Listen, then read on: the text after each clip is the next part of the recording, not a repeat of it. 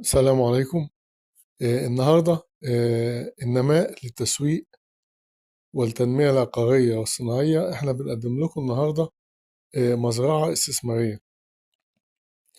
المزرعة دي من المزارع المميزة في كل حاجة، سواء في المباني، في الإدارة، في المخازن، في الماء، في كل حاجة. مزرعة منتجة وما شاء الله، الله أكبر، إنتاجها ضخم يعني. المزرعة دي مساحتها 150 فدان صافي، طبعا مسجلة شهر عقاري.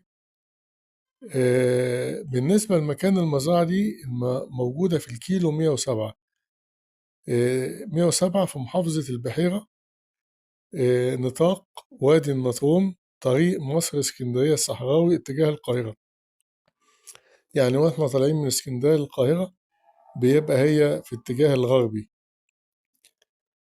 بتبعد عن الأسفلت مسافة 2 كيلو متر فقط. فيها ايه بقى بالنسبة للزراعة؟ المزرعة دي فيها 50 فدان برتقال صيفي عمره 10 سنين منتج.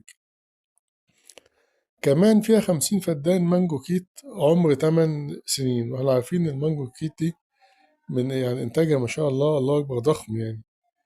وفيها كمان 45 فدان زيتون عمر سنة. طبعا المستقبل الأيام اللي جاية كلها لزراعة الزيتون، ودي حقيقة يعني، سواء التخليل أو الزيت.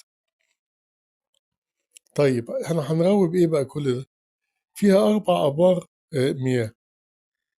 فيها كمان شبكة ري رئيسية كاملة للمزرعة كلها. فيها بالنسبة للطاقة، الطاقة بتاعتها عبارة عن محطتين. المحطة 60 كيلو لكل محطة. بالنسبة للمباني، عندنا مباني عمالة، مباني حديثة نظيفة كويسة. في كمان مبنى للمالك، مبنى محترم. المزرعة دي من ضمن يعني الذكاء في إدارتها، في تكوينها، إنها لها السوق بتاعها. بدل ما يتعمل يبقى فاضي كده، استغلوه في زراعة الليمون.